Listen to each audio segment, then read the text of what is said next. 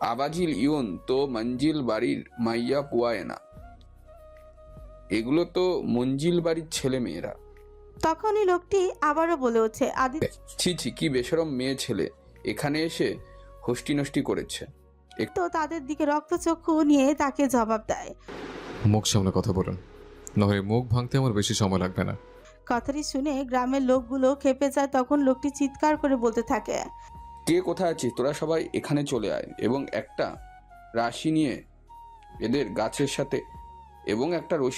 গাছের সাথে শক্ত করে বেঁধে দে। আদিত্য আর তিথি এমনভাবে ফেসে গেছে, চাইলে তারা উঠতেও পারছে না। ততক্ষণে গ্রামের অর্ধেক মানুষ চলে এসেছে হম্বিতম্বি হয়ে। আদিত্য আর তিথিকে এমন অবস্থায় দেখে সবাই কানে কানে ফিসফিস করছে। অবশেষে শেকড়গুলো ছাড়িয়ে আদিত্য তিথিকে টেনে তুলে দাঁড় করিয়ে লোকগুলোকে বলতে থাকে, পথ ছাড়ুন, আমাকে যেতে দিন। তখনই গ্রামের লোক তোড় জোর করে সবাই বলে ওঠে, না না, তোমাদের কিছুতেই ছাড়া যাবে না। আদিত্য তাদের দশ চেপে সবার উদ্দেশ্যে বলে উঠছে। এখানে আমাদের আটকে রাখার কারণ কি? কি করেছি আমরা? গ্রামের লোকজনের মধ্যে একজন বলে ওঠে, কি করজুন জাগো তোয়ারা মঞ্জিল বাড়ির মাইয়া ফুয়া ওই কেনে এই অধরাত নষ্টামি গরব। কি করছো জানো না তোমরা? মঞ্জিল বাড়ির ছেলে মেয়ে হয়ে কি করে এই অন্ধকারে নষ্টামি করছো? নষ্টামি? কিছু নষ্টামি? এখানে নষ্টামির কি দেখলেন আপনারা? একটি মহিলা মুখে আঁচল চেপে নাক মুখ কুচকে ব্যঙ্গ করে বলতে থাকে, নষ্টামি নয়তো কি, মেয়েটার গলায় লাল হয়ে ফুলে গেছে এবং জামার অংশ ছেঁড়া কেন? তাহলে এগুলো কি?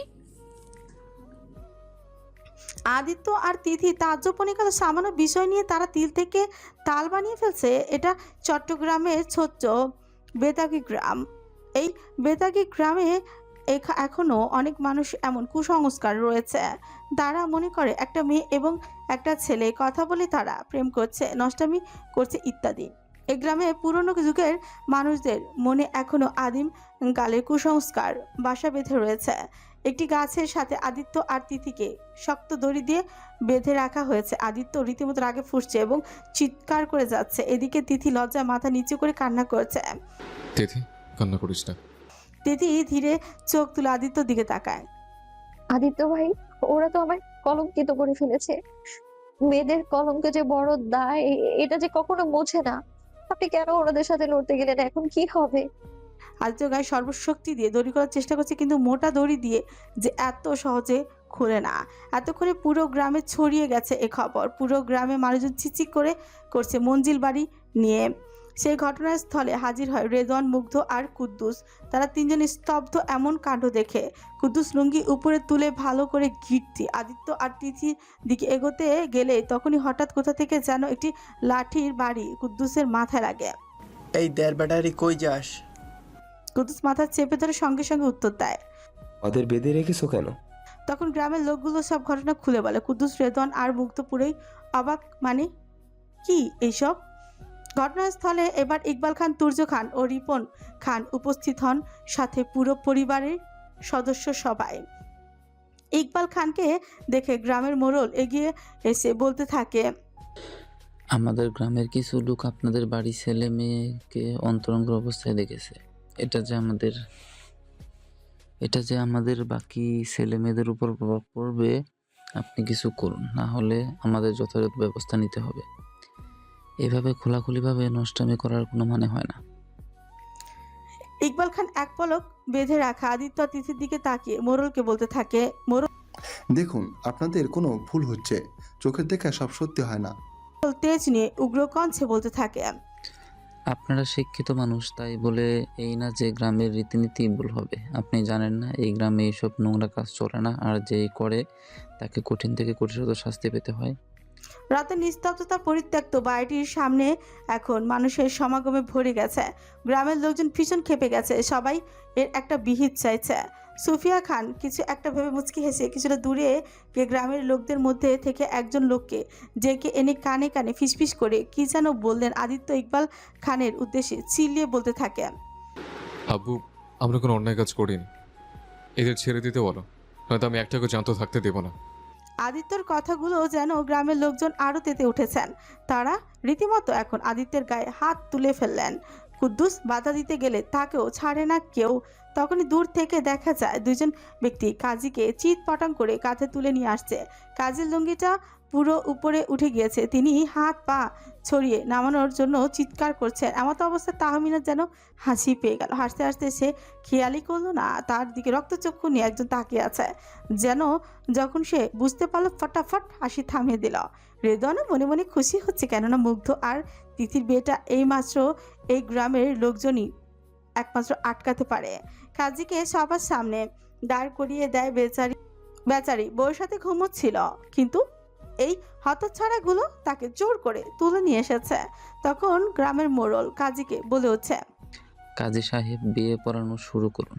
এদের এই মুহূর্তে আমরা বিয়ে দিয়ে দিব, কেননা এদের যদি আজ ছেড়ে দিয়ে ভবিষ্যতে আমাদের ছেলেমেয়েরা একই করতে দুইবার ভাববে না। বিয়ে বিয়ে শব্দটা যেন মুগ্ধ আর বাকি সবাইকে আশ্চর্য করে দিল। ইকবাল খান চাপা রাগ নিয়ে মোড়লকে বলে, দেখুন, ওরা ভুল করুক বা না করুক, এভাবে আপনারা বিয়ে দিতে পারেন না। তাছাড়া মেয়েটার হবু স্বামী আছে, যার সাথে বিয়ে ঠিক হয়েছে। দেখুন আমরা এসব কিছু শুনতে চাই, কিন্তু সিদ্ধান্ত নিয়েছি এদের বিয়ে দিব মানে দিব। আপনারা বাধা দিতে আসলে আপনাদের বিপদ ডেকে আনবেন না। এতক্ষণ দাঁড়িয়ে দাঁড়িয়ে মুগ্ধ অনেক সহ্য করেছে, ব্যাস আর নয়। এরা ভাবছেটা কি? মুগ্ধ শার্টের হাতা গুটিয়ে লম্বা লম্বা পা ফেলে মোড়লের সামনে গিয়ে বলতে থাকে, এই বিয়ে কিছুতেই হতে পারে না, আর না ওরা কোনো দোষ করেছে। কথাটি বলে ক্ষিপ্ত গতিতে আদিত্য আর তিথির দিকে চলে যায়। মুগ্ধ তিথিকে বেঁধে রাখা দড়িতে হাত দিতে গেলে পেছন থেকে কয়েকজন লোক মুগ্ধকে ধরে ফেলে এবং তাকে আঘাত করতে থাকে। পরিবেশ এখন খুব ভয়াবহ রূপ ধারণ করেছে। গ্রামের সকল লোকজন ইট পাথর হাতে নিয়ে খান মঞ্জিল পরিবারের দিকে ছুঁড়ে মারছে। এতে করে তারা পিছুপা হতে বাধ্য হয়। কাজী খুমখুম চোখে পরিস্থিতি বোঝার চেষ্টা করছে। তিনি হাবাগোবার মতো মোড়লকে জিজ্ঞেস করে, এখানে পাত্রপাত্রী কে?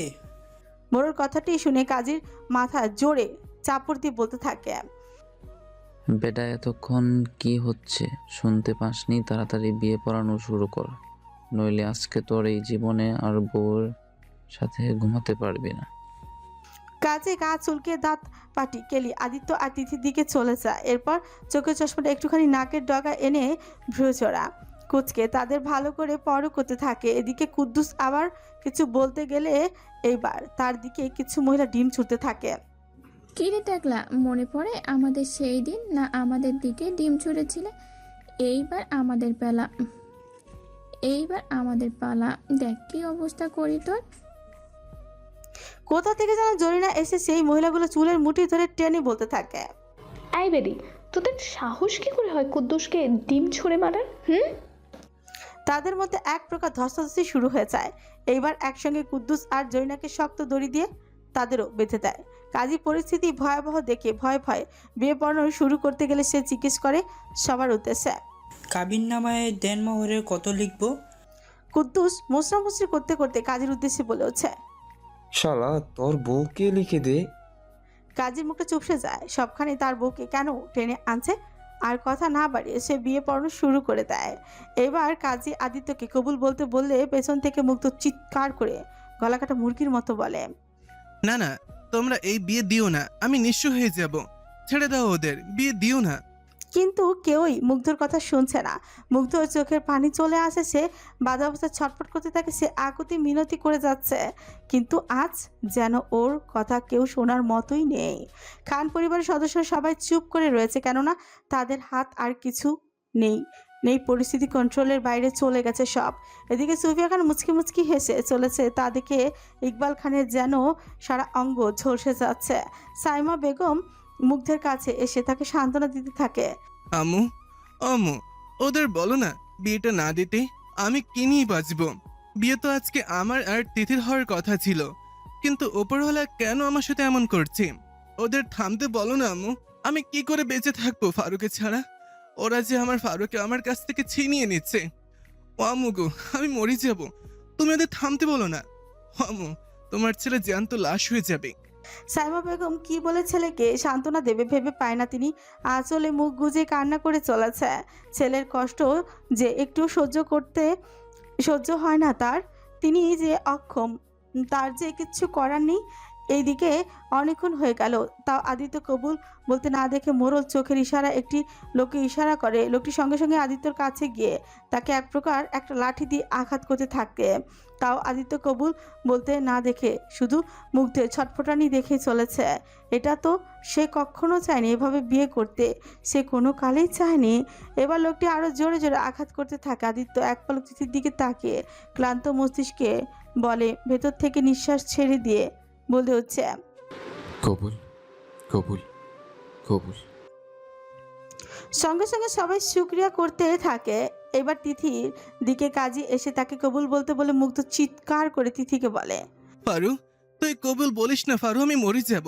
আমার সাথে এই অন্যায়টা করিস না। তোকে যে ভীষণ ভালোবাসি আমি হাত জোর করে বলছি, এত বড় অন্যায় আমার সাথে করিস না। তিথির চোখ থেকে টপটপ করে পানি পড়তে থাকে। সে কি করবে? তার মস্তিষ্ক ফাঁকা। কি থেকে কি হয়ে গেল এইসব? সে একটা জোর নিঃশ্বাস নিয়ে অস্পষ্ট স্বরে আমতা আমতা করে বলে উঠছে। কবুল। পরপরই মুগ্ধে ছটফটানি থেকে যায়। শূন্য চোখে এক দৃষ্টিতে তিথির দিকে তাকিয়ে থাকে। তিথির কবুল বলার সাথে সাথে ইকবাল খান চোখ বন্ধ করে হাত মুষ্টিবদ্ধ করে ফেলে। আর সুফিয়া খান উপরওয়ালার কাছে লাখো লাখো শুক্রিয়া জানায়। কি থেকে কি হয়ে গেল? এক নিমিষে সব কিছু শেষ করে দিয়ে তছনছ করে দিয়েছে প্রত্যেকটা মানুষের জীবন। ধীরে ধীরে মানুষের সমাগম কমতে থাকে। তারা আবার ফিরে চলেছে নিজেদের গন্তব্যে। আজকে তিথির উপর একটার পর একটা বিপদ হয়ে গেছে। প্রথমত জীবনের সবচেয়ে বড় সত্যিটা জানতে পেরেছে, যা সে কখনো আগে কল্পনাও করতে পারেনি। আর দ্বিতীয়ত যে মানুষটাকে সে মনে প্রাণে ভালোবাসে তাকে এভাবে পেয়ে যাবে এটা কখনো আশাও করেনি। তিথি আদিত্যের দিকে অশ্রু ভরা নয়নে বলতে থাকে, আদিত্য ভাই আমাকে যে সবাই কলঙ্কিত করে গেল। আদিত্য ভেতর থেকে আসা তীব্র নিঃশ্বাস ফেলে বলতে থাকে, আত্মা মিলে গেলে কলঙ্ক কোনো ব্যাপার না। কিন্তু কলঙ্ক যে সারা জীবন বয়ে বেড়াতে হয়, আমি তো এইভাবে আপনাকে পেতে চাইনি। আমার যে খুব শখ ছিল লাল টুকটুকে বউ হয়ে আপনার জন্য সাজবো আমি। যে পরিবেশটি মাত্রই লোক সমাগমে ভরা ছিল সেটি এখন মৃত্যুপুরীর মতো শুনশান নীরবতা চেয়ে রয়েছে। ধীরে ধীরে সবাই চলে গেলেও দুজন ব্যক্তি সেই জায়গাতে ঠায় দাঁড়িয়ে রয়েছে। মুগ্ধ মাটিতে বসে পড়ে হাও মা করে কেঁদে চলেছে। তার বুকটা ফেটে যাচ্ছে। সে তো আজ স্বপ্ন দেখেছিল নিজের মনে পুষে রাখা রানীকে তার রাজ্যের রানী বানাবে, কিন্তু দেখো পৃথিবী কি নিষ্ঠুর পরিহাস, আজ সে হয়ে গেল হৃদয়ের রানী। মুগ্ধ বুকে চাপড় মেরে মেরে বলতে থাকে, হে মালিক, তুমি কি আমার কষ্ট দেখছো না? আমার হৃদয় যে পুড়ে যাচ্ছে, আমার ভীষণ কষ্ট হচ্ছে। আমি বাঁচবো না ফারুকে ছাড়া, বাঁচবো না। কি করছো তুমি আমার সাথে? আমাকে এত বড় শাস্তি দিলে কেন? মুগ্ধ বুকে হাত দিয়ে মাটিতে শুয়ে পড়ে ফুপিয়ে ফুপিয়ে কেঁদে কেঁদে বলতে থাকে, ফারু, তোর ভালোবাসা প্রত্যাশা না করেও কেবল তোর জন্য এতকাল বেঁচে আছি। তুই কখনো জানতে পারলি না যে তোকে আমি কতটা ভালোবাসি। মুগ্ধ মাটিতে গড়াগড়ি খেতে খেতে চিৎকার করে বলতে থাকে, হে পৃথিবী, আজ আমাকে সবাই জ্যান্ত কবর দিয়ে দিল। আমার কাছ থেকে আমার ফারুকে কেড়ে নিল। আমি যে বেঁচে থেকেও মরে গেলাম, এটা আমার প্রাপ্য ছিল বুঝি? যে ছিল আমার বেঁচে থাকার কারণ, সে হয়ে উঠল আজ আমার মৃত্যুর দুয়ারণ। তো পাগল প্রায় অবস্থা, তার এখন মরে যেতে ইচ্ছে করছে। সে কিভাবে সহ্য করবে তিথি অন্য কারো স্ত্রী হয়ে যেতে দেখতে? না না, সে পারবে না, কিছুতে পারবে না। ফারুকে ছাড়া বেঁচে থাকা সম্ভব নয়। তোর মায়া আমাকে তিলে তিলে শেষ করে দেবে। তিথিরে, ফিরে আয় না আমার কাছে। আমি যে সহ্য করতে পারবো না, মরে যাব। মুগ্ধ এবার আকাশের পানে দু হাত মেলে চোখ বন্ধ করে, আমার ভেতরটাই তো জানে তোর মায়া কাকে বলে। এই মায়া তো কাটবে না রে। এই জীবন গেলে পৃথিবীর কি নির্মম পরিহাস। কেউ হাসছে আর কেউ কাঁদছে, আর আমি এক অভাগা ছেলে যে একজনকে নিজের মন প্রাণ উজাড় করে দিয়েও তাকে পেল না। তাহলে এই জীবন রেখে লাভ কি আমার? মাটিতে লুচিয়ে পড়ে আবার ফুপি ফুপিয়ে কেঁদে বুকের তীব্র যন্ত্রণা ছটফট করতে করতে বলতে থাকে, নিশ্চয় আমি তোকে হারিয়ে, নিশ্চয় আমি তোর জায়গার শূন্যতাই। এই জীবন কখনোই পূর্ণতা দিয়ে ভরে উঠবে না রে যে ফারু। আমার যে খুব কষ্ট হচ্ছে, ব্যথায় বুকটা যন্ত্রণা করছে। মনে হচ্ছে ছটফট করতে করতেই মারা যাব। বুকের অসহনীয় ব্যথা সহ্য করা ক্ষমতার বাইরে। কি করে বোঝাই, আমার হৃদয়টা পুড়ে ছাই হয়ে যাচ্ছে, কিন্তু আমি কিছুই করতে পারছি না, কিছুই না। বলে ফুপিয়ে ফুপিয়ে মাটিতে গড়াগড়ি খেতে খেতে কান্না করতে থাকে। এদিকে মাটিতে হাঁটু গেড়ে বসে অনেকক্ষণ ধরে চুপ করে বসে আছে আরমিন। তার চোখ থেকে অনবরত পানি গড়াতে থাকে। একসময় সে ফুপিয়ে কেঁদে উঠে মুখ চেপে ধরে। আদিত্য আপনাকে যে পেয়েছে সে জানে না আপনার জন্য আমি বিনা দাবিতে আপনাকে অবিরাম ভালোবেসে গেছি। আজ আমি হেরে গেলাম, সত্যি আমি হেরে গেলাম আমার ভালোবাসার কাছে। রোজ আপনাকে ইবাদতে চাইতাম। কোথায় কেউ বলেছিল মন থেকে কাউকে চাইলে পুরো দুনিয়া তাকে মিলানোর জন্য লড়াই করে। কথাটা আসলে কি সত্যি? আমিও তো আপনাকে মন থেকে ভীষণভাবে চাইতাম, কিন্তু আজ তো আপনি অন্য কারো হয়ে গেলেন। আসলে মন থেকে চাইলে কাউকে পাওয়া যায় না, ভাগ্য ভালো থাকতে হয়, ভাগ্যের জোরেই পাওয়া যায়। আরমিন ঠোঁট কামড়ে বুকে চেপে ধরে বলতে থাকে, হে উপরালা, আমাকে কেন বানালে না আদিত্যর জীবন সঙ্গিনী? আমি কি এতটাই অযোগ্য ছিলাম? কাঁদতে কাঁদতে হিচকি উঠে গেছে, তবুও যেন আজ চোখের বাঁধ মানছে না। আপনাকে হারানোর যন্ত্রণা বোধহয় মৃত্যুর যন্ত্রণা থেকেও বেশি। কেন এত ভালোবেসেছিলাম আমি? আমি তো জানতাম আপনি আমাকে কখনোই ভালোবাসবেন না, তবুও কেন মনটা আপনাকে চেয়েছিল, শুধু আপনাকে চেয়েছিল। এখন এ মনকে আমি শান্ত কিভাবে করব আদিত্য? খুব ছটফট করছে এ মন। আমার সাধ্য থাকলে নিজেকে বিক্রি করে আপনাকে কিনে নিতাম আদিত্য, তবু আপনার পাশে কাউকে সহ্য করতে পারবো কেমনে? আজকে যে আমি বড্ড হেরে গেলাম। জীবনের খাতায় আপনি নামক অপূর্ণতা রয়ে যাবে চিরকাল। দুই দিকে দুই প্রান্তের লোক, কেউ আজ হয়তো নতুন জীবনে শুরু করবে, আর কেউ কেউ একতরফা ভালোবেসে নিজের ধ্বংস নিজেই দেখবে। ভালোবাসা শব্দটা আসলেই এমন, কেউ পাবে আর কেউ পেয়েও হারাবে। পৃথিবীর সকল মানুষ যদি পূর্ণতা পায় তাহলে শূন্যতা কারা অনুভব করবে?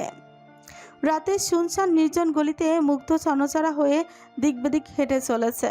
রাতের জোনাকি পোকাগুলো যেন আরও রাতটাকে নির্জন করে তুলেছে। ছোট্ট থেকে বুনে আসা স্বপ্ন যেন এক নিমিষে সব চুরমার করে দিল। এটা কিভাবে সহ্য করবে সে, যাকে মন প্রাণ উজাড় করে ভালোবাসে? সে এখন অন্য কারো বৈধ স্ত্রী। পুরুষের চোখের পানি সহজেই আসে না, শত কষ্ট হলেও, কিন্তু সেই পুরুষরাই একটা জায়গায় ভীষণ দুর্বল। তাহলে শখের নারী, একমাত্র পুরুষকে কাঁদাতে পারে তার শখের নারী। অশ্রু ফুরিয়েও যেন ফুরাচ্ছে না, অনবরত ঝরে চলেছে সে অশ্রুকণা। পাগল পাগল অবস্থা, কোথায় যাচ্ছে সে নিজেও জানে না, শুধু এইটুকু জানে তার এখন শান্তির প্রয়োজন। মুগ্ধ হঠাৎ দাঁড়িয়ে পড়ে মাঝ রাস্তায়, চোখ দুটো বন্ধ করে কল্পনা করে তার প্রেয়সীকে। জাগর জাগর দুটি আঁখি, গোলাপি পাতলা ঠোঁট, ঘন কালো চুলে এক রূপবতী কন্যা। কিন্তু সে কন্যার পাশে যখন আদিত্য ছায়া দেখা যায়, সঙ্গে সঙ্গে চোখ খুলে ফেলে, দুই হাত দ্বারা চুল আঁকড়ে ধরে জোরে চিৎকার করে উঠল, না, আমি সইতে পারবো না এমন দৃশ্য। কেন আমার এমন দহনে পোড়ালি? চোখগুলো নিভু নিভু, হয়তো অতিরিক্ত কান্নার ফলে শরীর দুর্বল লাগছে। মন আর শরীরের শক্তি আজ যেন দুটোই ধ্বংসের দ্বার প্রান্তে দাঁড়িয়ে আছে। মুগ্ধ কেঞ্চিত হেসে ব্যঙ্গ করে বলে উঠল, কপালের রেখা কপালেই বাজে, কপালের সাথে কপালই পড়ে। রূপের গুণেই জমিনে যেই থাকুক, শেষ হাসিটা কিন্তু ভাগ্যবানই হারে। আদিত্য, তুই ভাগ্যবান, শেষ হাসিটা কিন্তু তুই হেসে নিলি, আর আমি এক অভাগা যে পেয়েও হারিয়ে ফেললাম। পেছন থেকে তখন একটি গাড়ি স্পিডে চলমান হয়ে মুগ্ধের সন্নিকটে এসে গাড়ির চালক অনবরত হর্ন বাজিয়ে চলেছে, কিন্তু এতে যেন মুগ্ধের কোনো হুঁশ জ্ঞান নেই। সে ঠায় দাঁড়িয়ে রয়েছে মাঝ রাস্তায়। গাড়িটি প্রায় কাছেই চলে আসে, কিন্তু ড্রাইভার অসাবধানতাবশত গাড়ি ব্রেক করতে পারেনি, তাই মুগ্ধর সাথে ধাক্কাই লাগে। হঠাৎ এমন আকস্মিক ঘটনায় মুগ্ধ মুখ থুবড়ে অগ্রভাগে রাস্তায় পড়ে যায়। ড্রাইভারটির সঙ্গে সঙ্গে ব্রেক কষে ফেলে, সামনের দিকে তাকিয়ে স্তব্ধ হয়ে যায়। তিনি তাড়াতাড়ি করে দরজা খুলে মুগ্ধর কাছে চলে যায় এবং গিয়ে দেখে মুগ্ধর মাথা ফেটে রক্ত গড়িয়ে পড়ছে। লোকটি নাকের কাছে আঙুলে পরীক্ষা করে বেঁচে আছে কিনা। লোকটি তাড়াতাড়ি করে মুগ্ধকে বাজা কোলে তুলে গাড়িতে বসিয়ে দেয় হাসপাতালের উদ্দেশ্যে। খান মঞ্জিল বাড়িটা এখন ভুতুরে বাড়িতে পরিণত হয়েছে। ঋণ যেখানে কয়েক ঘন্টা আগেও ছিল সাজসজ্জা, তা এখন মৃত্যুপুরীতে পরিণত হয়েছে। তখনই রাত আনুমানিক 1টার কাঁটায় নেমেছে। ড্রয়িং রুমের চারিপাশে সবাই স্তব্ধ হয়ে দাঁড়িয়ে আছে, কারো মুখে কোনো কথা নেই। সোফা আসনরত ইকবাল খানের রাগে গজগজ করছে, কেননা তিনি মনে করেন এসব কিছুর জন্য আদিত্য এবং সুফিয়া খানই দায়ী। না আদিত্য তিথিকে ভালোবাসতো, আর না সুফিয়া খান এইসব কথা বলতো। সব রাগ যেন মা ছেলের উপরেই পড়ে যাচ্ছে। হঠাৎই নিস্তব্ধতা ভেঙে ইকবাল খান বলে উঠছে, কলঙ্ক মেয়েটাকে তো তোমরা কলঙ্কিত করেই ফেললে। দেখবে কাল থেকে সবাই ছিছি করবে এই নিয়ে। আমাদের সমাজ বড়ই পাজি। একটা বিষয় নিয়ে জল ঘোলা করে শরবত খেয়ে নেবে, তা শান্তি পাবে না। তিনি সুফিয়া খানের রক্তচক্ষু করে তাকিয়ে দাঁত কিরমির করে বলতে থাকে, শান্তি পেয়েছো তুমি? দিলে তো সব শেষ করে। কি পাবে তুমি এসব করে? এখন আমার আফসোস হচ্ছে, তোমার মতো মেয়েকে বিয়ে করে খুব আফসোস হচ্ছে।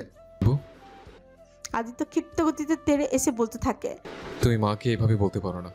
আজ না হোক কাল তিথি সত্যিটা জানতোই। সত্যি কখনো লুকিয়ে থাকে না, একদিন ঠিকই বেরিয়ে আসতো। তাই বলে মাকে এইভাবে অপমান করার কোনো মানে হয় না। আদিত্যের দাঁড়া কথায় যেন ইকবাল খানের রাগে ঘি ঢালার মতন অবস্থা হয়েছে। তিনি রাগ সামলাতে না পেরে সবার সামনে সজোরে থাপ্পড়ি বসিয়ে দেয়। বেয়াদব ছেলে, মুখে মুখে তর্ক করছো? এই শিক্ষা দিয়েছি আমি তোমায়? তোমাকে জন্ম দিয়ে আমি লজ্জিত। আজ আমি বলছি, তোমাকে জন্ম দিয়ে আমি ভীষণ লজ্জিত। সন্তানরা হয় পিতামাতার গর্ব, কিন্তু তুমি আমার জন্য লজ্জার কারণ হয়ে দাঁড়িয়েছ। রাস্তায় যেতে পারি না, সবাই তোমাকে নিয়ে ছিছি করে। তখন বুঝতে পারো আমার মনের অবস্থা। তোমাকে কেন ছোটবেলায় বিষ খেয়ে মেরে ফেললাম না? কেন?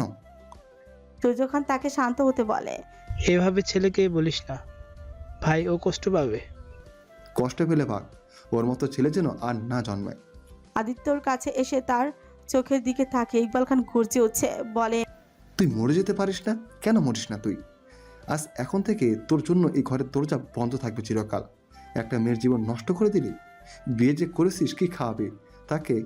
বাপের টাকায় খাওয়াবি? তুই বের হয়ে যা আমার বাড়ি থেকে। তোর মতো ছেলে আমার লাগবে না। তুই মরে গেছিস আমার কাছে, চলে যা। সুফিয়া খান মুখে আঁচল চেপে কান্নারত অবস্থায় স্বামীকে বলে হচ্ছে, ওগো থামো তুমি, ছেলেটাকে এভাবে বলো না। ইকবাল খান স্ত্রীকে ধাক্কা দিয়ে গর্জে উঠে বলে, চলে যাক, ও সারা জীবনের মতো চলে যাক। চাই না এমন ছেলে। আদিত্য, তুমি বাড়ি থেকে এখনই বের হয়ে যাও, এক্ষুনি।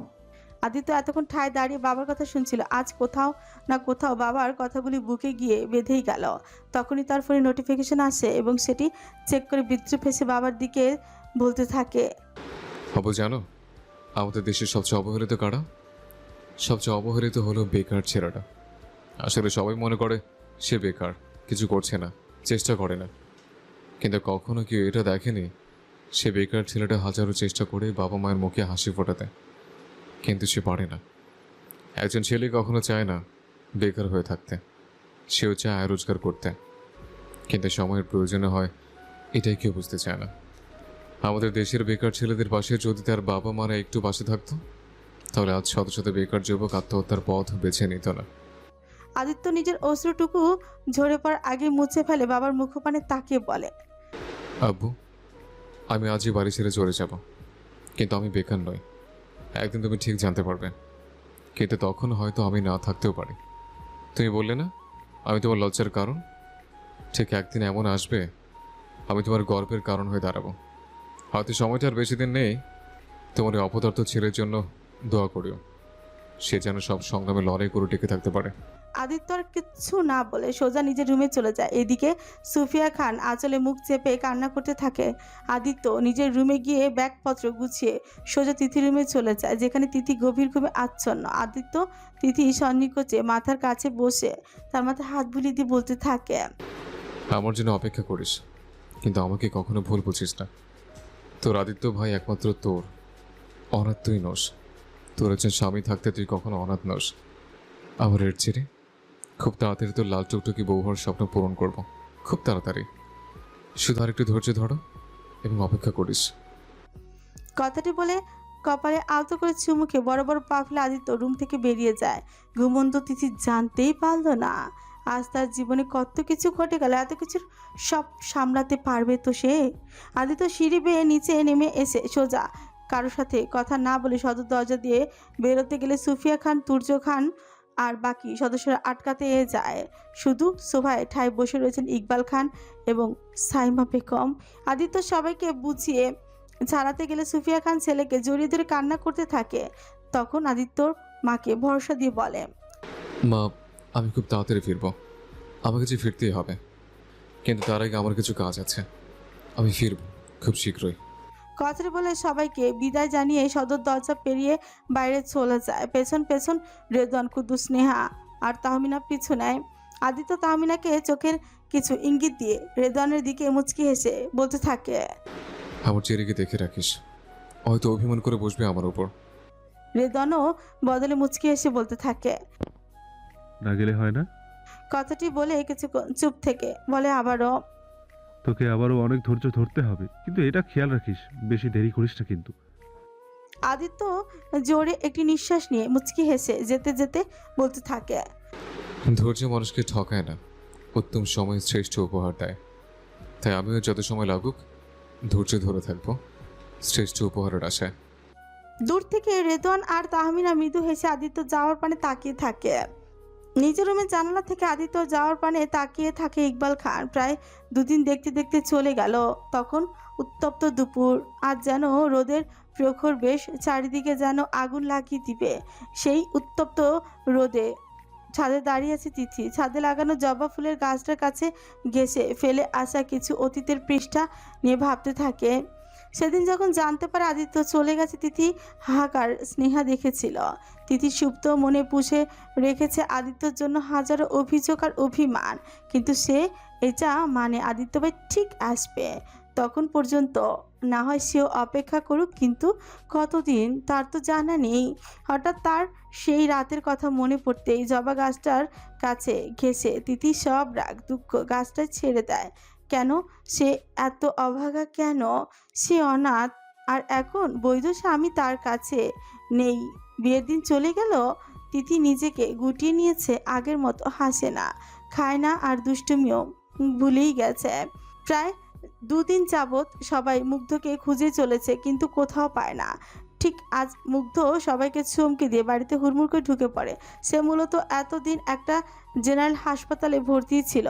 মাতৃ জ্ঞান ফিরে সাথে সাথেই এক ছুটে বাড়ির উদ্দেশ্যে বেরিয়ে পড়ে। সাইমা বেগম মুগ্ধকে দেখে হাউমাউ করে কেঁদে উঠল, কেননা মুগ্ধর মাথা ও হাতে ব্যান্ডেজ করানো, কিন্তু মুগ্ধের চোখ খুঁজে চলেছে তার ফারুকে। সে তাড়াতাড়ি করে বেলা খানের কাছে জিজ্ঞেস করতে থাকে, ছোট মামি, ফারুক কোথায় এখন? বেলা খান কিছুটা ইতস্তত বোধ করে মিনমিনিয়ে বলে, ও হয়তো ছাদে আছে। বেলা খানের বলতে দেরি হয়, কিন্তু মুগ্ধের ছাদে ছুটতে দেরি হয়নি। সবাই এমন করে মুগ্ধকে আগে কখনো দেখেনি। কি হবে এবার? সবাই একে অপরের দিকে চাহাচাহি করতে থাকে। মুগ্ধ এক দৌড়ে সিঁড়ি বেয়ে তিথির কাছে পৌঁছে হাঁপাতে থাকে, কিন্তু তার মুখটা চুপসে যায় তিথির শুকিয়ে যাওয়া মুখ দেখে। সে তাড়াতাড়ি তিথির মুখ আগলে নিয়ে বলতে থাকে, আমার ফারুক, কি হয়েছে তোর? এই হাল বানিয়েছিস নিজে? আমি জানি তুই খুশি নেই এই বিয়েতে, এটাও জানি আদিত্য চলে গেছে, হয়তো এই বিয়ে মানবে না। একটু বিশ্বাস রাখ আমার ওপর, আমি সব ঠিক করে দিব রে ফারুক, সব। তিথি এক ঝটকায় মুগ্ধের হাত গাল থেকে সরিয়ে দিয়ে বলে, ভাইয়া কি করছেন এভাবে? যখন তখন গায়ে হাত দিবেন না।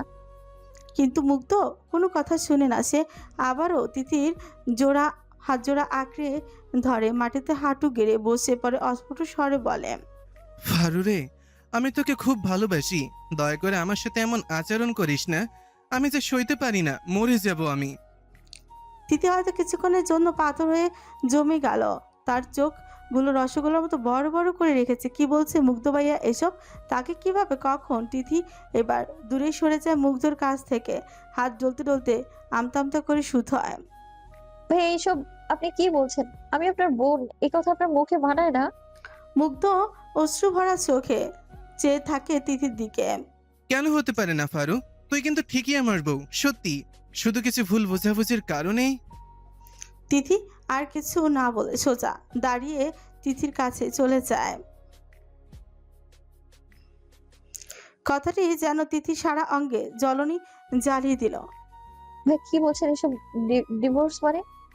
আমি কাউকে ডিভোর্স দিব না, আর আমি আপনার বউ জীবনেও হতে চাই না। আমি আমি তো শুধু আদিত্য ভাইকে ভালোবাসি, আর ডিভোর্স তো দূরের কথা। মুগ্ধ নিজের চুল আঁকড়ে ধরে পাগলের মতো হাসতে হাসতে ফুপিয়ে কান্না করে ওঠে। ফারু, এসব কেন বলছিস তুই? আমি সইতে পারবো না, তোকে আমি ভীষণ ভালোবাসি। সমুদ্রের জল সবটুকু শুকিয়ে গেলেও আমার ভালোবাসা কখনো ফুরাবে না। এই জীবনে শুধু তুই নামক একটা ফুলই আমার হৃদয়ে গেঁথে রেখেছি, আমার বউ হয়ে জানা। তিথি গাম্ভীর্যের সাথে সরাসরি উত্তর, আমি আপনার বউ কিছুতেই হতে পারবো না। আমি এখন একজনের বৈধ স্ত্রী। মুগ্ধ ফ্যাকাশে মুখে তিথির পানে চেয়ে বলে, তুই যদি এক জননীর মা হয়েও আসিস, আমি তোকে আমার হৃদয়ের মাঝে সাদরে গ্রহণ করে নেব। তিথির খুব খারাপ লাগছে এভাবে মুগ্ধ ভাইয়ের সাথে কথা বলতে, তাও সেও নিজেকে শক্ত করে জবাব দেয়, হ্যাঁ, পাগলামো বন্ধ করুন। আমি জীবনেও আপনার হব না, এই আশা ছেড়ে দিন আপনি। তোকে কিভাবে ছেড়ে দিব বল, যাকে আমি প্রতিদিন ওপরওয়ালার কাছে চাই? উপরওয়ালার কাছে চেয়ে যদি সবাই সবকিছু পেয়ে যেত, তাহলে পৃথিবীটা এত নিষ্ঠুর হতো না ভাইয়া। মুগ্ধ মৃদু হেসে চোখের জল মুছে তিথির উদ্দেশ্যে বলতে থাকে, তোকে পেয়েও ভালোবাসি, না পেলেও ভালোবাসি। ভালোবাসি মানে ভালোবাসি। তুই আদিত্যর হলেও ভালোবাসি। এক কথায় স্পষ্ট করে বলছি, আমি তোকে ভালোবাসি। তুই ছাড়া এই হৃদয়ের কম্পন সৃষ্টি হবে না। অন্য কাউকে ভালোবাসা তো দূর, ভুবন ভোলানো বিশ্বসুন্দরী আসলেও আমার তোর প্রতি এক বিন্দু কমবে না এই ভালোবাসা। কথাটি বলে বড় বড় পা ফেলে সিঁড়ি বেয়ে ছাদ থেকে নেমে পড়ে তিথি। মুগ্ধের যাওয়ার পানে তাকিয়ে হঠাৎ করে ফুপিয়ে কেঁদে উঠছে। আদিত্য ভাই, আপনি কোথায়? কেন আসছেন না এখনো? আমার যার এখানে ভালো লাগছে না, কখন আসবেন আপনি? সময় কারোর জন্য থেমে থাকে না, সময় প্রবাহমান, মানুষের জীবন সময়টা খুব প্রয়োজন। এই তো আজ 15 দিন হয়ে গেল আদিত্যর বাড়ি ছেড়ে চলে যাওয়ার। এই 15 দিনে একবারও আদিত্য বাড়িতে ফোন করেনি। কোথাও আছে, কেমন আছে কেউ জানে না। সুফিয়া খান মাঝে মাঝে ছেলের ছবি আঁকড়ে ধরে কান্না করতে থাকে, কিন্তু ইকবাল খানের যেন এতে কোনো সমস্যা হয় না। তিনি বিন্দাস নিজের জীবন চালিয়ে যাচ্ছে। কিন্তু হয়তো সবার সামনে কঠোর দেখালো, ভেতরে ভেতরে তিনি কোথাও না কোথাও দুশ্চিন্তা তো করছে। তিথি যেন দিন দিন আরও নিজেকে গুটিয়ে তুলেছে, কারোর সাথে তেমন করে কথা বলে না আর নিজেকে সারাক্ষণ রুমে বন্দি করে রাখে। খাবার পড়ে থাকে দিন রাত। যখন কেউ জোরাজুরি করে খাবারের জায়গায় তিথির পেঁচে না পেলেও ডাস্টবিনে টিকিট খাবারের জায়গা হয়। এখন প্রায় রাত জাগা হয়, তার চোখের নিচে মোটা প্রলেপের কালি পড়ে গেলেও যাকে ইংরেজি ভাষায় ডার্ক সার্কেল বলা হয়। রাত জেগে আদিত্য ভাইয়ের দেওয়া উপন্যাসগুলোই পড়া হয় মাঝে মধ্যে। আদিত্যের দেওয়া চিঠি পড়ে নিজে মুচকি মুচকি হাসতে থাকে। তাহমিনার পোশাক চেঞ্জ করেছিল মাত্রই, রান্নাঘর থেকে আসলো, সারা শরীরে মশলার গন্ধ লেগে আছে, তাই নিজেকে একটু পরিষ্কার করে নিচ্ছে। রেদওয়ান বাড়িতে নেই, তাই রুমেই 3 পিসটা চেঞ্জ করে শাড়ি পরতে বসলো সে, কিন্তু শাড়ি পরতে জানে না। কিন্তু তাকে কড়া করে শাশুড়ি বলে দিয়েছে নতুন বউ কয়েক মাস শাড়ি পরতে হবে। শাড়িটা এদিক ওদিক দেখতে দেখতে হঠাৎই কেউ দরজা খুলে ভেতরে ঢুকে পড়ে। তাহলে সেদিকে তাকে ভূত দেখার মতো চমকে ওঠে, চিৎকার করে নিজেকে ঠেকে নেয়। সামনে দাঁড়িয়ে থাকা রেদন পুরোই থ হয়ে যায়। এই মেয়ের শরীর এমন কেন? সে মনে মনে বিড়বিড় করে বলতে থাকে, এই বাবা, এই মেয়ে গিরগিটি নাকি মুখ কালো, কিন্তু মেয়ের পা থেকে হাত পর্যন্ত উজ্জ্বল শ্যামলা। এ আবার কেমন মেয়ে? হয় কালো আগাগোড়া হবি, না হয় ফর্সা হবি, কিন্তু এটা কেমন রং? রেদওয়ান ধ্যান ভাঙে তাহমিনা চিৎকারে। এই থলা বিলাই, এখানে কেমনে এসেছেন? দরজা তো আটকানো ছিল। রেদওয়ান কিঞ্চিত হেসে ছোঁচ কামড়ে ধীরে বলতে থাকে, তাই বুঝি? তাহলে আমি কি দরজার ফাঁক দিয়ে এলাম? বলতে বলতে ধীরে ধীরে তাহমিনার দিকে অগ্রসর হয়। তাহমিনার পরনে ছিল ব্লাউজ আর পেচিকোট। সে শাড়ির অংশ জড়িয়ে ভয়ে পিছু হতে থাকে। এই লুচ্চা বেটা, কি করছেন? কি সামনে এগোচ্ছেন কেন? কিন্তু রেদওয়ান তাহমিনার একটা কথাও শোনে না, তাকে একদম আলমিরার সাথে চেপে ধরে। প্লিজ ছেড়ে দিন, আমি চেঞ্জ করব, আপনি বাইরে যান। রেদওয়ান তাহমিনার ভেজা চুলের ঘ্রাণ নিয়ে হঠাৎ তাকে ছেড়ে দিয়ে বিছানায় ল্যাপটপ নিয়ে বসে পড়ে। কি ভাবিস নিজেকে? তোর ওই কালো শরীরের প্রতি আমার ইন্টারেস্ট নাই। কাজ করতে এসেছি, চলে যাব কিছুক্ষণ পর। তাহমিনা আর কিছু না বলে, কিন্তু কিভাবে সে শাড়িটা পরবে? একবার পেছনে ফিরে রেদওয়ানের দিকে তাকিয়ে আয়নার সামনে দাঁড়িয়ে যায়।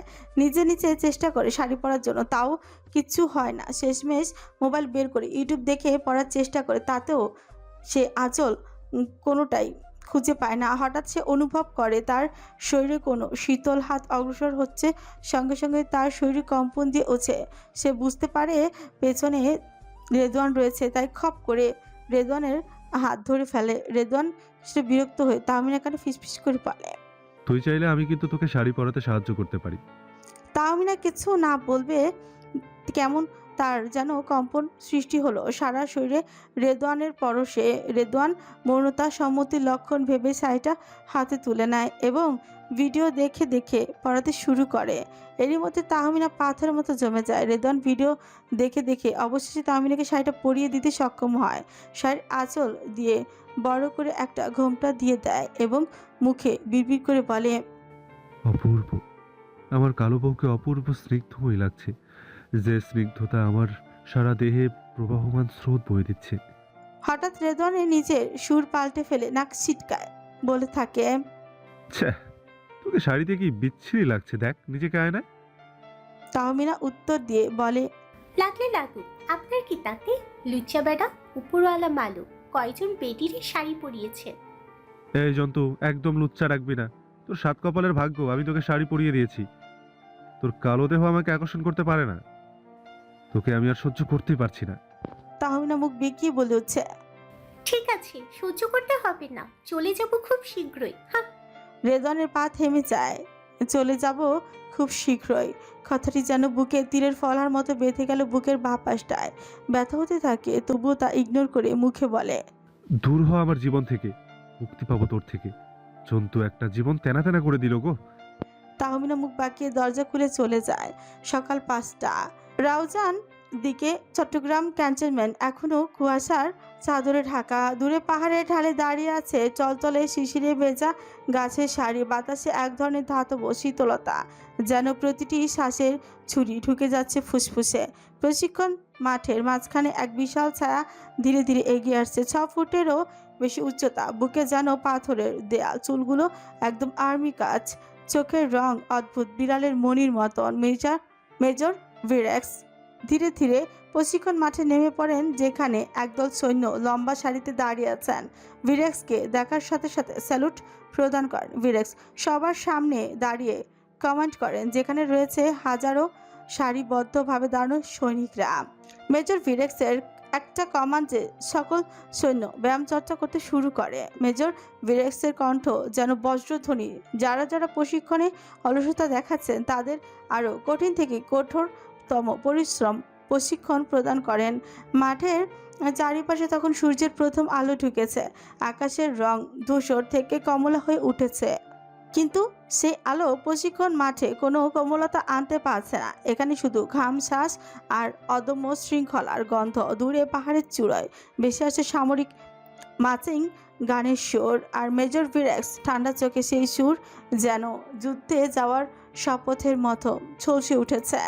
কালো ধোঁয়ায় ঢেকে আছে যুদ্ধের ময়দান। চারিদিকে কেবল বারুদের গন্ধ, ভাঙা মাটি আর আকাশ কাঁপানো বিস্ফোরণের শব্দ। দূরে টানা শীষের মতন গুলির আওয়াজ কেটে যাচ্ছে বাতাস।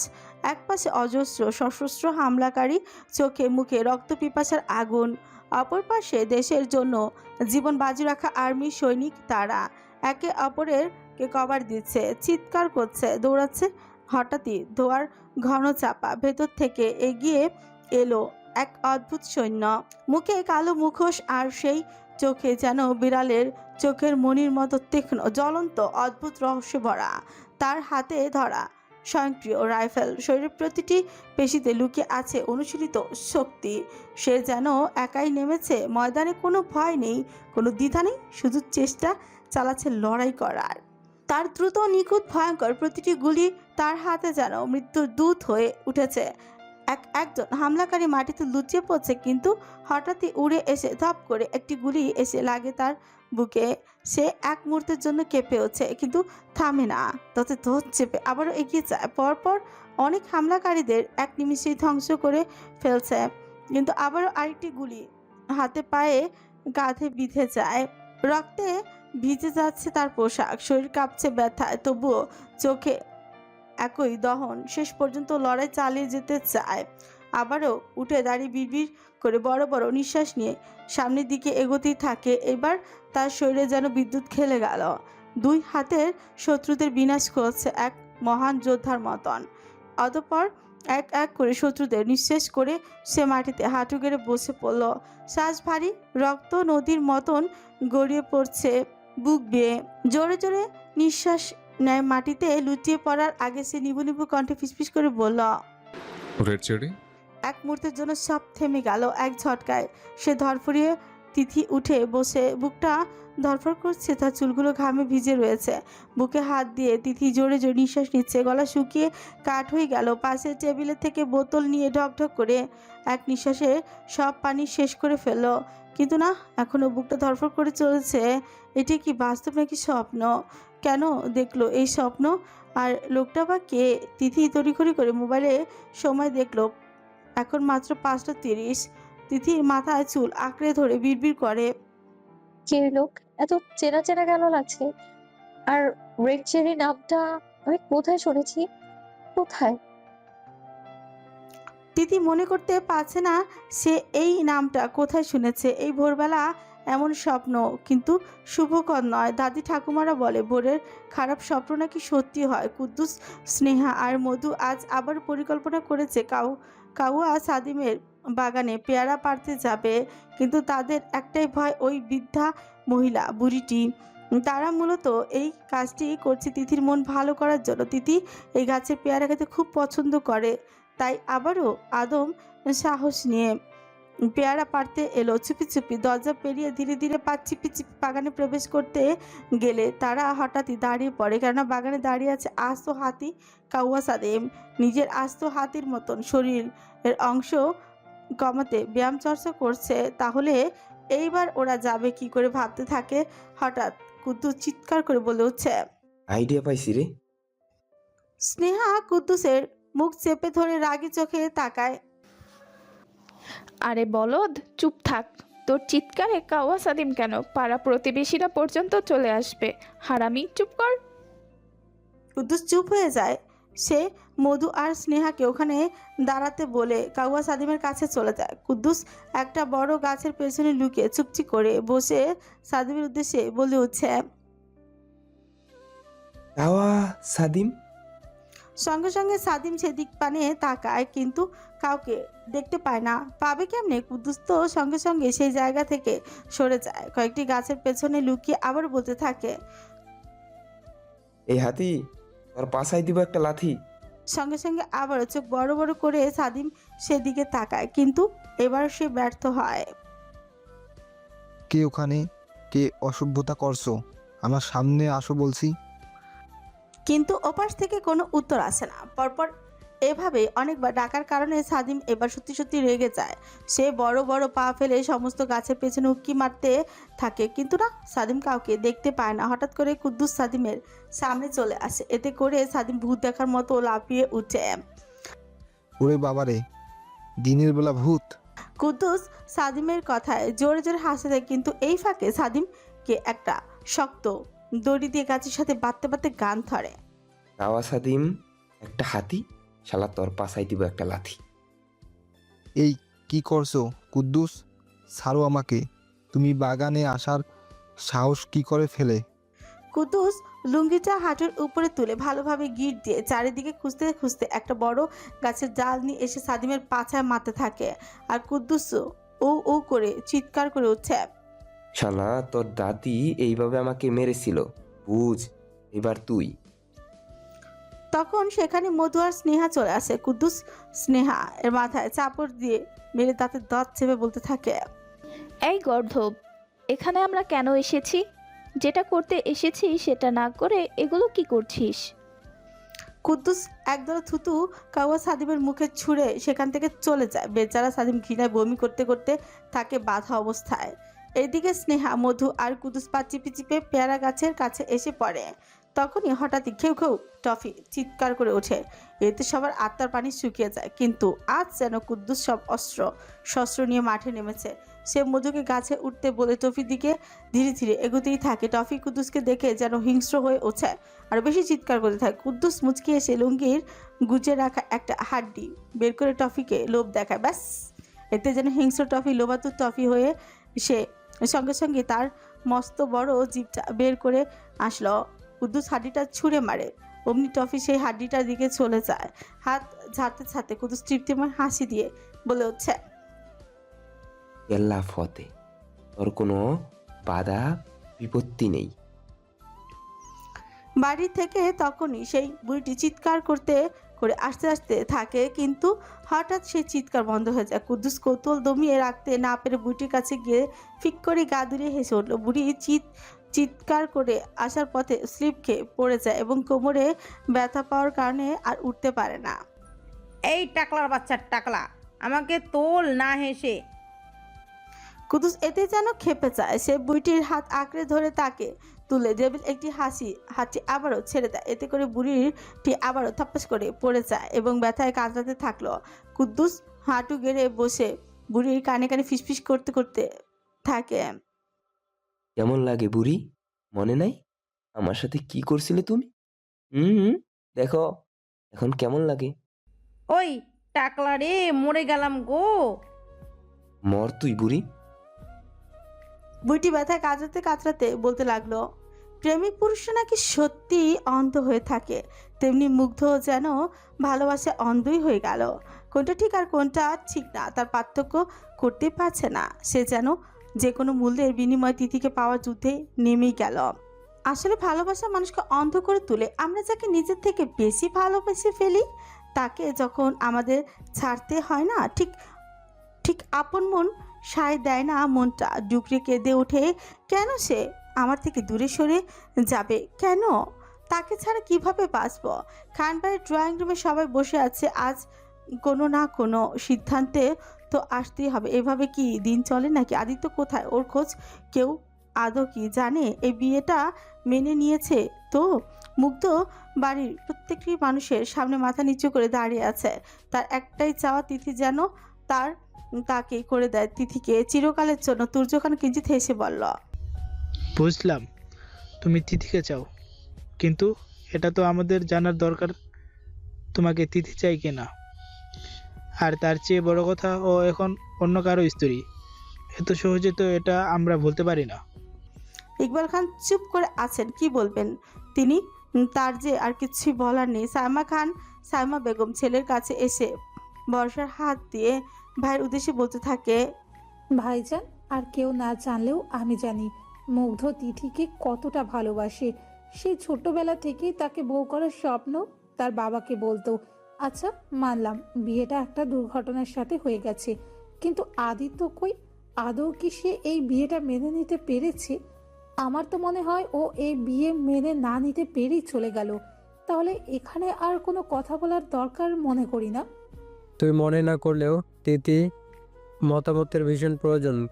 গতবারে মেয়েটার মতামত না নিয়ে বিয়ে ঠিক করেছে, কিন্তু এবার তো ওর জীবনের প্রশ্ন। রিপন খানের উৎকণ্ঠ জবাব।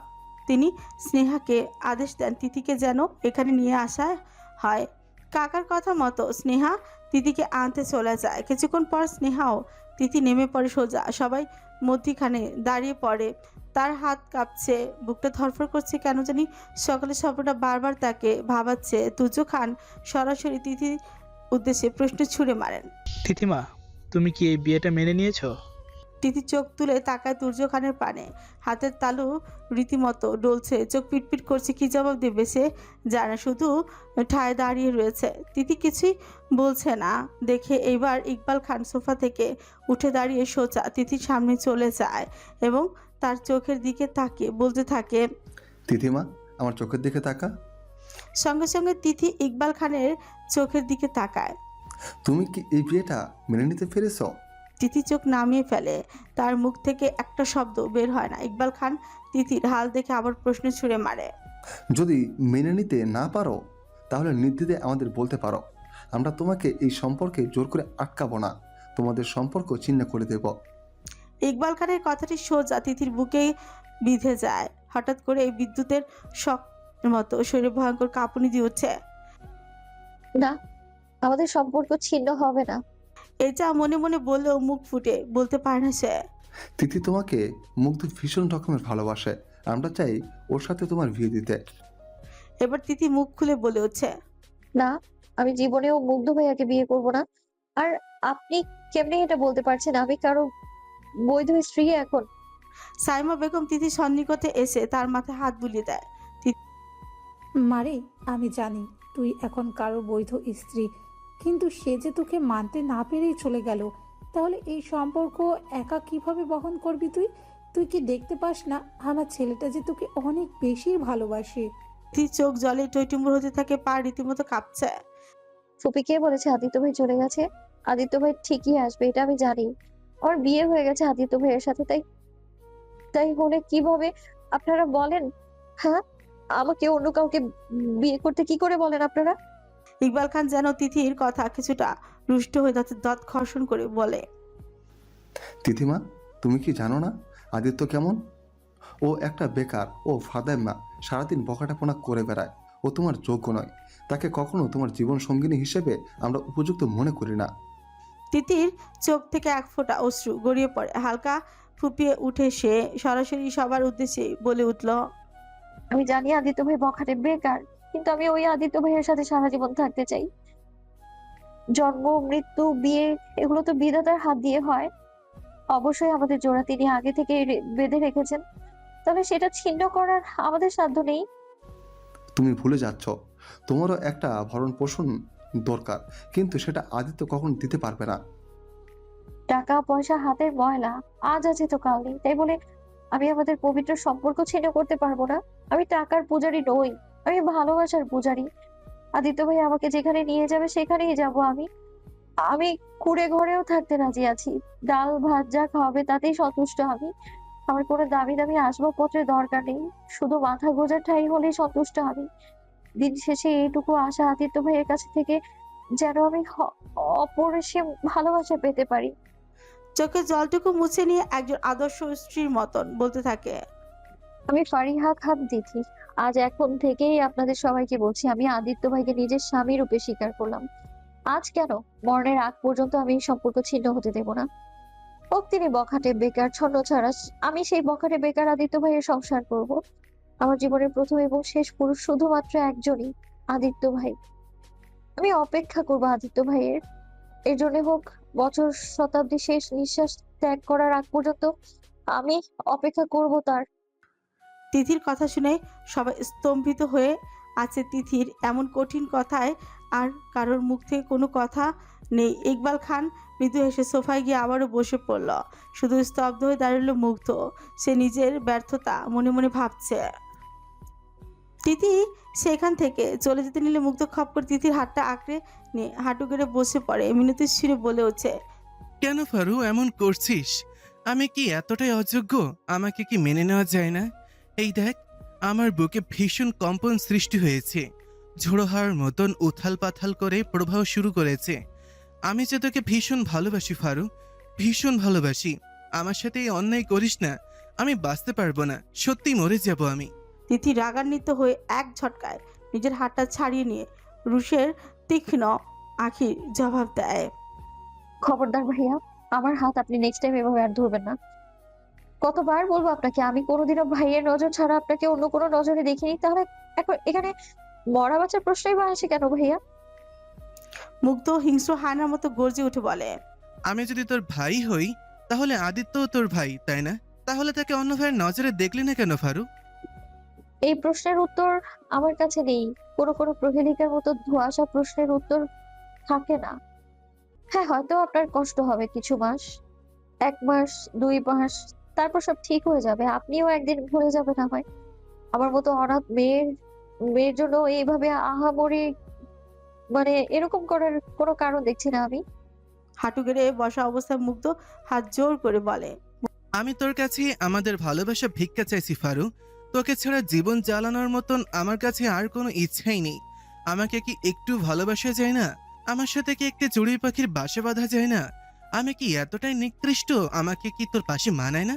মুগ্ধ ফুপিয়ে কেঁদে উঠে বলতে থাকে, আমাকে একটু ভালোবাসা ভিক্ষা দি না ফারু। তোকে নিয়ে চড়ুই বাসা বাঁধতে চাই আমি, শুধু একটু ভালোবাসা ভিক্ষা দিয়ে আমায়। তিথি আজ যেন পাষাণ হৃদয়। সে বা কি করবে? মন যে একটাই, আর সেটা যে তার আদিত্য ভাইয়ের হয়ে গিয়েছে, তাহলে কিভাবে অন্য কাউকে দিবে? তিথি মুগ্ধের কাছে হাঁটু গেড়ে বসে সেও ফুপিয়ে কান্না করতে করতে বলে, কেন এত ভালোবাসলে আমায়? আমি যে আপনার ভালোবাসার প্রতিদান দিতে পারবো না কোনোদিনও। এত কেন ভালোবাসলেন আমায়? আমি যে অভাগী, আপনার ভালোবাসা যে আমার হৃদয় স্পর্শ করতে পারছে না। এই হৃদয় যে অনেক আগে অন্যের মালিকানায় বন্দী হয়ে গেছে। এত ভালো কেন বাসলেন আমায় মুগ্ধ ভাইয়া? আমার হৃদয়ে আজীবনের জন্য তোর জেল হোক। পুরো দুনিয়ার উকিল নিয়ে তোকে ছাড়ানোর জন্য ক্লান্ত হয়ে গেলেও আমার হৃদয় থেকে তোর জামিন না হোক আমার ফারুক। এই হৃদয় থেকে তোর নাম এহকালও মুছবে না। মরণের আগ পর্যন্ত আমি তোর নামে হৃদয় দহনে পুড়ে মরতে চাই। একটাই আক্ষেপ থেকে গেল, কেউ আমাকে আমার মতন করে বুঝলো না রে। কথাটি বলে ওখানে মনমরা হয়ে বসে রইল তিথি। কান্না করতে করতে সোজা সিঁড়ি বেয়ে নিজের রুমে চলে যায়। দরজা ডিঙিয়ে সোজা ধপ করে বিছানায় হাউমাউ করে কান্না জুড়ে দেয়। আদিত্য ভাই কোথায় আপনি? কোথায়? কেন আসছেন না? আর কত অপেক্ষা করাবেন আমার? আমি যে অনিশ্চিত অপেক্ষায় অপেক্ষিত। এদিকে এখনো মুগ্ধ হাঁটু গেড়ে বসে নির্জীব হয়ে বসে রয়েছে। একে একে সবাই হতাশ হয়ে যে যার কাজে চলে যায়। সাইমা বেগম ছেলের কাঁধে হাত দিয়ে উঠে মায়ের কান্নার শব্দ চোখ তুলে তাকায় মায়ের মুখ পানে। মা, ও মা, ও আমার ভালোবাসা না কেন? ও আমায় ভালোবাসলো না কেন? তোমার ছেলে কি এতটাই নিকৃষ্ট কীট যাকে ভালোবাসা যায় না? আমার ভালোবাসার কি কোনো খামতে ছিল মা? মা, আমাকে কেন অপশন হিসেবে রাখা যায় কিন্তু চুজ করতে পারে না? কেন পারে না? একতরফা ভালোবাসা যে কতটা ভয়ঙ্কর, যে ভালোবাসে সে বুঝে মা, সে বুঝে বলতে পারে আমি কি নিয়ে বাঁচবো। আমি যে ওকে নিয়ে বাজার স্বপ্ন দেখে এসেছি। সবাই আর কি বলে সান্ত্বনা দেওয়া ছাড়া আসলেই সত্যি একতরফা ভালোবাসা ভীষণ পোড়ায়। সুখের দিনগুলো যেন চোখের পলকে ফুরিয়ে যায়, কিন্তু দুঃখের দিনগুলো সেগুলো যেন এক অন্তহীন অন্ধকার। যতই দিন যায় ততই মানুষের শোচনীয় অবস্থা শোচনীয় থেকে শোচনীয়তর হয়ে ওঠে। গত দুদিন ধরে আবারও চট্টগ্রামে মেয়েদের তুলে নিয়ে পাশবিক নির্যাতন ও ধর্ষণ শুরু হয়েছে। শহরের বাতাসে ভর করেছে আতঙ্ক। প্রতিটি মা বাবা শঙ্কিত, আজ নয়তো কাল তাদের মেয়েকেও হয়তো সেই নিকৃষ্ট খুনিটা নিয়ে যাবে। খুনি যেন আরও হিংস্র, আরও বীভৎস রূপ নিয়েছে।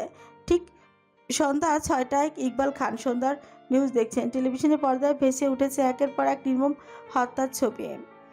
কারো হাত কাটা তো কারো পা ছিন্ন ভিন্ন, আর নির্দোষ কিশোরীদের দেহ বিভৎস নির্যাতনের চিহ্ন। মানুষের বুকটা কেঁপে উঠেছে আতঙ্কে, ভয় মিশ্রিত ঘৃণা এবং ভয়াবহ পরিস্থিতির মাঝে টেলিভিশনের পর্দায় প্রথমবারের মতো দেখা গেল সেই রহস্যময় সেনা কর্মকর্তা মেজর ভেরাক্সকে। মুখে ঢাকা কালো মাস্কে, চোখ দুটিতে তীক্ষ্ণ চিকিমিকি করছে বিড়ালের চোখের মণিগুলো। আর্মি পোশাক বুক জুড়ে ঝলমল করছে অর্জিত বীরত্ব পদক। সাংবাদিকরা প্রশ্ন ছুড়ে দিলেন, মেজর ফিলিক্স, দেশ জুড়ে আতঙ্ক ছড়ানো এই খুনিকে কি আপনি সত্যি ধরতে পারবেন? জনগণ ভয় পাচ্ছে, আস্থা হারাচ্ছে। মেজর ভেরাক্স দৃষ্টি শীতল অথচ দৃঢ় কণ্ঠে বলে ওঠে, শুনুন, এই জানোর এখনো পর্যন্ত যে প্রতিটি রক্তবিন্দু ফেলেছে তার প্রতিটি ফুটের হিসেব আমরা নেব। এই শহর ভয় কাঁপছে, কিন্তু আমি প্রতিজ্ঞা করছি আগামী 3 দিনের ভেতর, 3 দিনের মধ্যে আমি তাকে খুঁজে বের করব। সে যেখানে লুকাক না কেন, আমার চোখে সে পালাতে পারবে না। আর তার পালানোর রাস্তা আমরা বন্ধ করে দিয়েছে। ক্যামেরার ফ্ল্যাশে তার চোখের অগ্নিশিখা চলচল করে উঠল। পর্দা যেন কেঁপে উঠল তার শেষ বাক্যে। সারা শহরের বুকে ভেতরে হাওয়ার মতো ছড়িয়ে পড়ল সেই অঙ্গীকার। মেজর ভেরাক্স নেমে পড়েছেন, এখন খুনির আর রক্ষে নেই। ইকবাল খান একজুটিতে তাকিয়েছিল মেজর ভেরাক্সের দিকে। কেন জানি তার বুকটা ধক করে উঠল। এত চেনা চেনা লাগে কেন এই ছেলেকে? চোখগুলো আদিত্যের মতন, কিন্তু কই মেজর ভেরাক্স আর কই তার বখাটে আদিত্য? আদিত্যের কথা মনে পড়তে ইকবাল খান এর মুখটা গোমরা হয়ে যায়। কোথায় আছে আদিত্য?